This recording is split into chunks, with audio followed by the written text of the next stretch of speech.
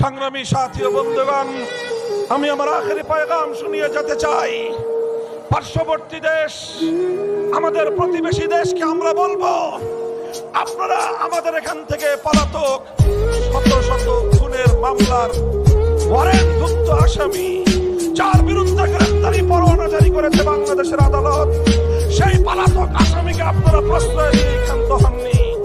তাকে আপনারা বন্ধুর মতো যত্ন করে রাখছেন। রাখেন, আপনাদেরকে 16-15 বছর যে সার্ভিস দিয়েছে, গোটা বাংলাদেশটাকে আপনার হাতে তুলে দিয়েছে। তারপর রাষ্ট্রমন্ত্রী বলেছিল ভারতের সাথে বাংলাদেশের তথা নরেন্দ্র মোদীর সাথে হাসিনা সরকারের সম্পর্ক নাকি স্বামী স্ত্রীর মতো। এটা পররাষ্ট্রমন্ত্রী আব্দুল মোমিনের বক্তব্য। আর বলেছে ওই স্বামীর দেশকে স্ত্রীদের যা দিয়েছে তা নাকি কোনোদিন স্বামীদের ভুলতে পারবে না, এবং তারা ভুলতে পারে নাই বলেই এখন তাদেরকে সার্ভিস দিতে হচ্ছে।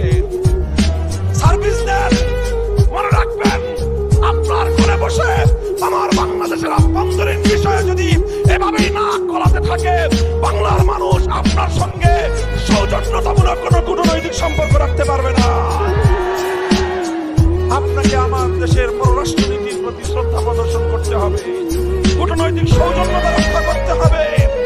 আর যদি আমার বাংলাদেশকে মনে করেন আপনার কৃতদাসীর আমলের মতো আমার বাংলাদেশের স্বাধীন পতাকায় এভাবেই আপনারা অগ্নিসংযোগ করবেন, আমার আগরতলার উপহাই কমিশনে আপনারা এভাবেই আক্রমণের পর আক্রমণ শানিয়ে যাবেন, বাংলার শাহজালালের সন্তানরা নীরব বসে থাকবে না, নীরব বসে থাকবে না।